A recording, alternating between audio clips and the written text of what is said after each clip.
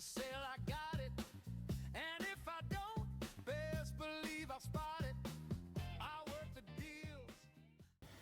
Good morning, good afternoon, good evening, good night, whenever this message may reach you. My name is Raheem, and I'm a realtor in Easton, Pennsylvania. But for 40 years, I've lived in New York City. I'm here to show my transition and to help those families and people and investors even transition from a New York investment or a New York home, and seeing what that same, value can give you in Easton, Pennsylvania. So let me start here. Like, Easton, Pennsylvania is one of the northernmost parts of Pennsylvania. It's literally 5-minute drive to New Jersey. But I'll get into all of that, of course. But what I'm going to show you today is I'm going to compare two homes around the $500,000 mark, one in New York City and one in Easton, Pennsylvania. And the idea is to show you what you can get for your money in New York City versus what you can get with your money in Easton, Pennsylvania. So welcome, and I hope you find this interesting. I hope it can help with some of your decisions. Now, who is this video for, right? This video is for renters in NYC that feel like they're throwing their money away, paying high rents every month. That same rental money in New York could possibly buy you a home elsewhere, right? As for those people. It's also for investors that are looking for a higher return on investment. If you're in a home and you feel like you have equity, let's say you have $300,000 equity in your home that you've had in New York for a while. If you're interested to see what that equity can do for you elsewhere, this is for you. Also, if you're just tired of the noise, the crowdedness, I love New York, the rudeness, but if you just want more peace, more space, more peace, and more bang for your buck, this video is for you. Okay, so let's talk numbers. Right now, I'm going to go on Zillow, and what I'm going to do is I'm going to go through two homes, fairly similar in price, and we'll just compare a few things, and we'll see how they line up. So I'm going to look at the price, the amount of bedrooms, bathrooms, square footage, just minor things like that. I'm not even going to get into all the big details, right? So I'm going to start in New York. There's a home in Brooklyn. Shout out to Brooklyn. Okay, I won't say anything. Let's look at the pictures real quick. Okay, looks like a beautiful home. Like, this is nice. All right, back to the listing. So the price is $465,000 pretty much.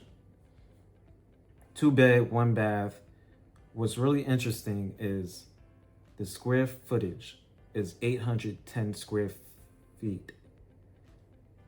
That's pretty, I won't say anything. We'll just go through it. 810 square feet. What do you think about that?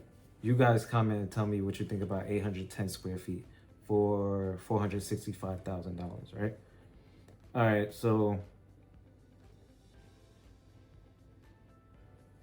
facts and features, total interior livable area. So I don't even know. I don't think they have the outside square footage. I don't think they included that.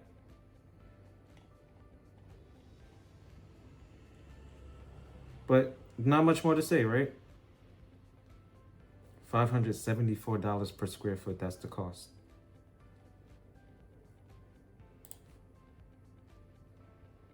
Two bedroom, 1 bath. What kind of home is it? Let's see that one.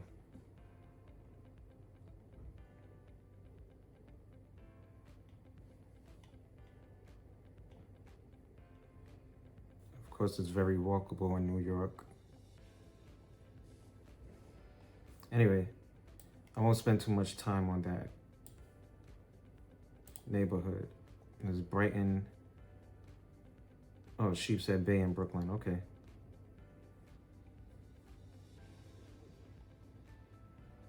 Man, look at those prices. Look at these prices in New York. I'm not gonna stay on here.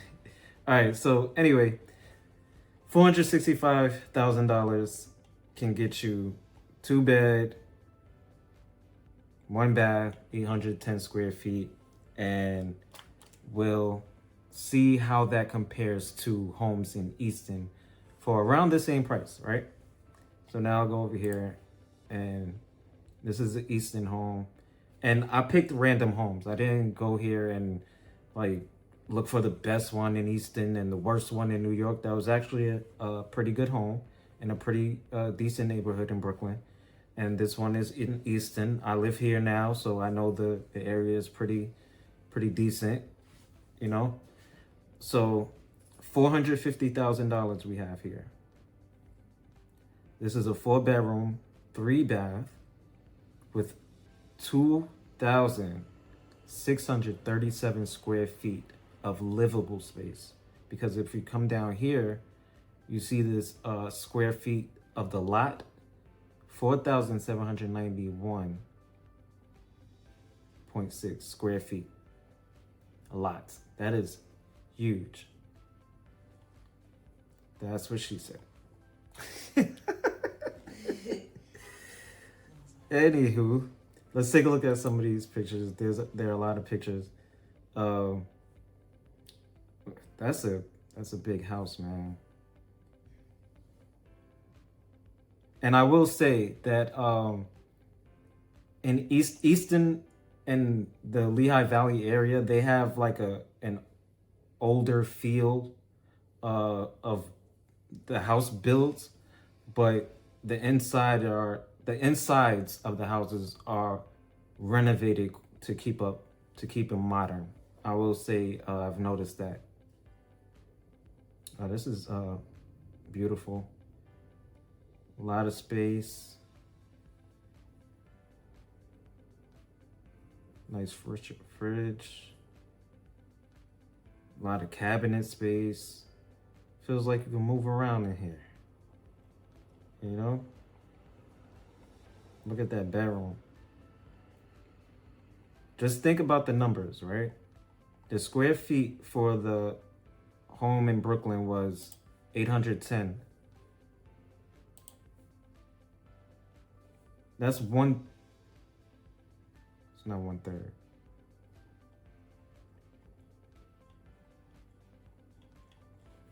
The square footage for the home in Easton is 2,600 square feet.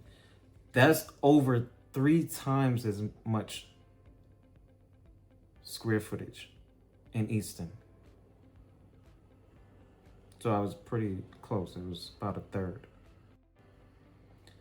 But anywho, I won't spend too much time on that. But as you can see, that's what I mean by more bang for your buck.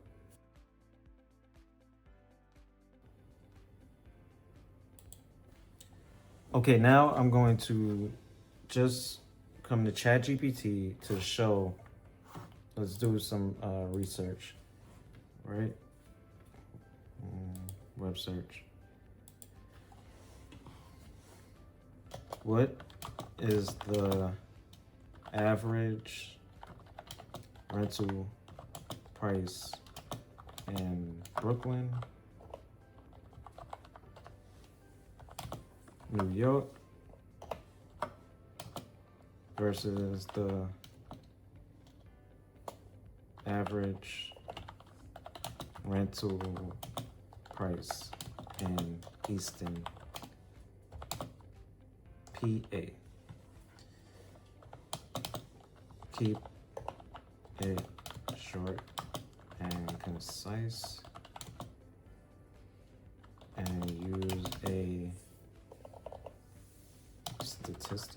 statistics for the last, let's say, 2 years. Let's say 2 years. See what it brings up. Okay, short answer. Brooklyn rents are roughly 2.3 to 2.6 times higher than Easton rents over the last 2 years. So Brooklyn, wow, the average is $4,000 a month. Well, yeah, between 4,100 and 4,300 in 2025, 2026. Sheesh. And from 2025, the year ending 2025, it went up 4.4 to 7% last year from 2024. Easton average rent in 2024 was $1,570 to $1,670 a month, and now it's $1,700 to $1,725. So that increased 8 to 10%, which is a big increase, but compared to New York, compared to Brooklyn, anyway, it's a big difference.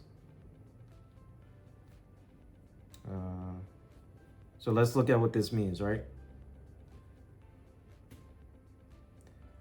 The difference is pretty much in the numbers, right? It's a $2,300 to $2,600 difference in rent that you're paying. And I know that may seem like, I don't have to move for that, or I can stay here for that. What could you do with an extra $2,300 a month? I know I could do a lot. There's something to think about. I've lived in Easton. I've lived in Easton for almost a year now. I've lived in New York City my whole life, and the numbers are not the only thing. I enjoy taking walks on trails. I enjoy seeing horses and cows on farms and things like that. I enjoy bringing my daughter down here. We have family day, my wife. Like we like community activities, and it feels like we're becoming part of a community. In New York, everything is just fast paced. Everything is all over the place. You just move from here to here to here, and it's like you get caught up in like a hamster wheel type of thing, where you're moving fast, but where are you going? Like a treadmill, right? You get on the treadmill and you running, you're jogging, and you feel it in your muscles, but it's the illusion of actually going somewhere. In New York, there's a bunch of culture, right? In New York City, you have Times Square, Broadway, things like that. But I'm gonna be honest with you. When you live on the outskirts, we know that Times Square and things like that are great tourist attractions, right? In New York City, we're not going there every day to enjoy ourselves and spend money and things like that. So it's a part of New York, but it's not a part of the real core of New York culture, right? So in Easton, everything is close enough to where I can walk downtown to where they have the Crayola factory. They have nice restaurants. I went to a great restaurant with my wife on my birthday called Time, and I had shark for the first time. But this is what I'm saying. There's art, there's culture. We walked on a trail that had African American history art along the wall. We live right by the Delaware River, so we could take walks there. It's just a lot of culture that you may not think you have access to outside of New York, but you do. My daughter pet a mule for the first time. I pet a mule for the first time last summer. So, yeah, man, just what I used to think that I can't leave New York and still live a fulfilled life. And as silly as that may sound to some people who have left New York, It's not that silly. And a lot of people don't know the steps to leave. They don't know what's out there. And I feel like it's on people like me to look back and say, all right, I did something. So if somebody's thinking of doing it, not that you should or anything like that, but if you ever thought about it and you don't know which way to go, I'm here to help. One of the biggest questions is probably, if I move to Easton or if I purchase a property in Easton, what access do I have to New York City, right? Let me tell you this. Easton is very close to the tip of New Jersey, right? So if we're mapping it out, New Jersey, to get from one end of this end of Jersey anyway, in Phillipsburg to Staten Island is about an hour and 10 minutes if we're pushing traffic in that time frame, right? Once you hit Staten Island, it pretty much depends on what's going on in New York City. But even then, I go to Brooklyn, East New York, Brooklyn, which is the most eastern part of Brooklyn. So I'm coming from the west of Brooklyn and going east. East New York is the last neighborhood right before you hit Queens. So I'm just giving you a picture of how far into New York I travel, right? On a good day, it takes me an hour and 47 minutes. On a bad day, it could take me 2 hours and 10 minutes to get to New York City. Coming from New York City on a bad day, which is Friday afternoon, and trust me, I've been in it plenty of times, it could take me 3 hours to get back to Pennsylvania after I get to New York. But that's expected. It's Friday afternoon. Every Friday, I pick up my daughter in New York. Every Sunday, I'm dropping her off in New York. I say that only because I'm letting you know that the commute is possible. If you had to commute during the week for work, there are buses that can take you from Allentown into the city. You can drive into the city if you wake up early enough and, if you like to drive. There are other options too. We all have family members there, right? So during the week, you could stay with a family member, and then it's like you have your own vacation home here in Easton, right? For a peace of mind. But what I'm saying is that you're close enough to New York to still be connected to New York. I'm living proof. I don't have to say it, to be honest. It's a hop, skip, and a jump. We're right off the 78. You can easily get to Jersey City. You can easily get to Manhattan going through Jersey City. So you're connected, trust me. You're an hour away from Philly.